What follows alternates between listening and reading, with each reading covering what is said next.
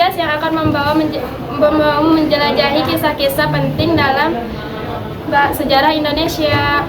Dan di episode kali ini kita akan membahas topik yang sangat berarti, pergerakan Indonesia nasional. Sebuah masa yang menandai bangkitnya kesadaran rakyat Indonesia untuk bersatu dan berjuang untuk menuju kemerdekaan. Satu, latar belakang. Kalau kita mundur ke awal abad ke-20, kehidupan rakyat-rakyat Indonesia di bawah penjajahan Belanda penuh penderitaan. Rakyat dipaksa kerja keras, hak-hak dibatasi, dan kemiskinan merajalela. Betul, tapi dari penderitaan itu muncul semangat baru. Kaum pelajar yang mendapat pendidikan mulai sadar bahwa bangsa Indonesia harus bangkit, bersatu, dan melawan penindasan. Mereka tidak hanya berpikir tentang perlawanan fisik, tapi juga bagaimana membangun kesadaran nasional melalui pendidikan dan organisasi.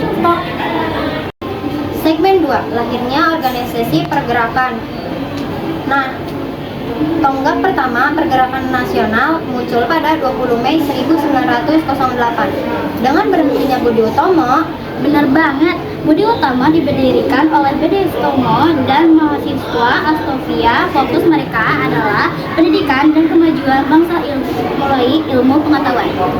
Dan tahu nggak, karena peran pentingnya, tanggal 20 Mei kemudian ditetapkan sebagai Hari Kebangkitan Nasional. Setelah itu muncul berbagai organisasi lain, misalnya Sekretariat Islam tahun 1911 dan dipimpin oleh Haji Samahudi dan HOS Tioromaniato. Mereka memperjuangkan ekonomi rakyat dan menegakkan monopoli Belanda.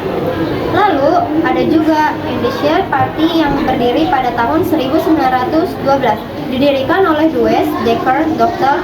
Tito Mangkukusumo dan Ki Hajar Dewantara. Organisasi ini secara terbuka menyuarakan cita-cita Indonesia merdeka. Segmen 3, Sumpah Pemuda dan Semangat Persatuan. Pergerakan semakin kuat ketika para pemuda dari seluruh daerah berkumpul pada 28 Oktober 1928. Ya, di sini mereka meningkatkan Sumpah Pemuda, satu nusa, satu bangsa, dan satu bahasa Indonesia. Sumpah Pemuda menjadi bukti bahwa semangat persatuan sudah menembus batas suku, agama, dan daerah. Dari sanalah lahir keyakinan bahwa Indonesia adalah satu kesatuan bangsa. Segmen 5, refleksi dan pesan. Dari perjalanan panjang dan pergerakan nasional, kita belajar bahwa kekuatan sejati bangsa dan ada pada persatuan dan pendidikan. Betul banget, para tokoh dulu juga berjuang bukan dengan senjata saja, tapi juga dengan ilmu, pikiran, dan keyakinan bahwa bangsa Indonesia bisa berdiri sendiri. Sekarang tugas kita, generasi muda, adalah meneruskan perjuangan itu dengan cara belajar sungguh-sungguh, berkarya, dan menjaga persatuan bangsa. Karena kemerdekaan bukan akhir perjuangan, tapi awal untuk membangun masa depan yang lebih baik. 4. Menuju kemerdekaan. Setelah semangat nasionalisme tumbuh, perjuangan politik pun menjadi berkembang. Pada 1927, Soekarno mendirikan Partai Nasional Indonesia (PNI) yang memperjuangkan kemerdekaan lewat jalur politik.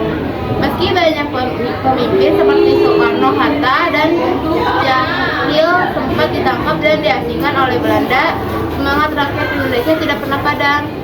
Semangat itulah yang terus hidup hingga akhirnya setelah perjuangan panjang, Indonesia memproklamasikan kemerdekaan pada 17 Agustus 1945. Terima kasih sudah mendengarkan podcast Suara Bangsa hari ini.